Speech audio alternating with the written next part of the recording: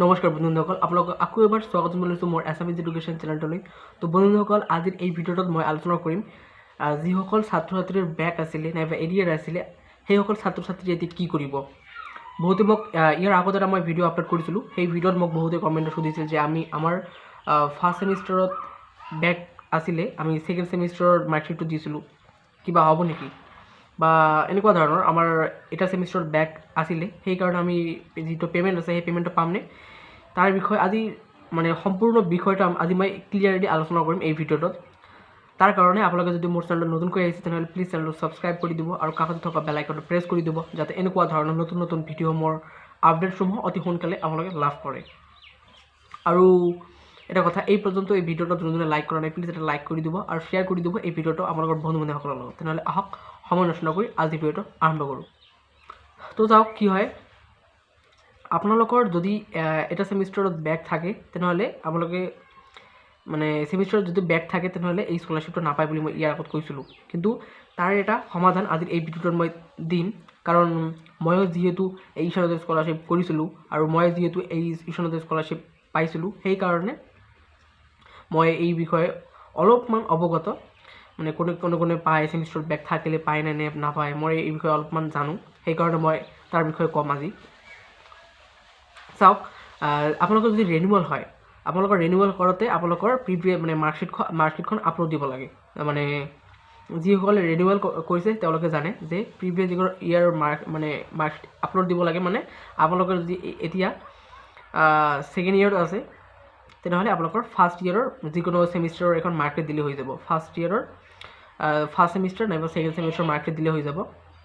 মই ইয়াতে কৈ দিছোঁ, যদি আপোনালোকৰ ফাৰ্ষ্ট ইয়েৰত ফাৰ্ষ্ট ছেমিষ্টাৰত যদি বেক আছিলে তেনেহ'লে ফাৰ্ষ্ট ছেমিষ্টাৰত বেক আছিলে আৰু যদি ছেকেণ্ড ছেমিষ্টাৰত বেক নাই তেনেহ'লে ছেকেণ্ড ছেমিষ্টাৰৰ মাৰ্কশ্বিটটো আপোনালোকে আপলোড দিব। কাৰণ কি হয় আপোনালোকৰ ছেকেণ্ড ছেমিষ্টাৰত মাৰ্কশ্বিটৰ আপলোড যদি আপোনালোকে দিয়ে তেনেহ'লে আপোনালোকৰ যিটো পে'মেণ্ট আছে সেই পে'মেণ্টটো পাব। কাৰণ মোৰ এজন ফ্ৰেণ্ড আছে, সেই ফ্ৰেণ্ডজনে এনেকুৱা ধৰণৰ কৰিছিলে, তেওঁৰ ফাৰ্ষ্ট ছেমিষ্টাৰত বেক আছিলে, তেওঁ সেইকাৰণে ছেকেণ্ড ছেমিষ্টাৰত তেওঁৰ ক্লিয়াৰ আছিলে, সেইকাৰণে ছেকেণ্ড ছেমিষ্টাৰত যিখন মাৰ্কশ্বিট আছে সেই মাৰ্কশ্বিটখন আপলোড দিছে আৰু তেওঁৰ ইতিমধ্যে মানে ষ্টেট লেভেল যিকোনো ভেৰিফিকেশ্যন আছে সেই ভেৰিফিকেশ্যন হৈ গৈছে।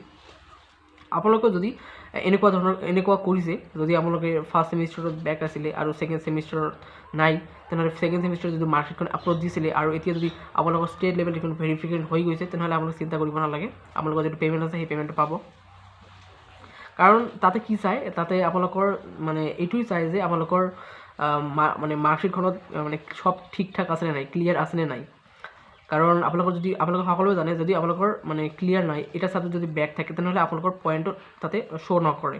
কাৰণ পইণ্ট যদি শ্ব' নকৰে তেনেহ'লে তেওঁলোকে গম পাই যায় যে পইণ্ট নাই বা বেক আহিছে।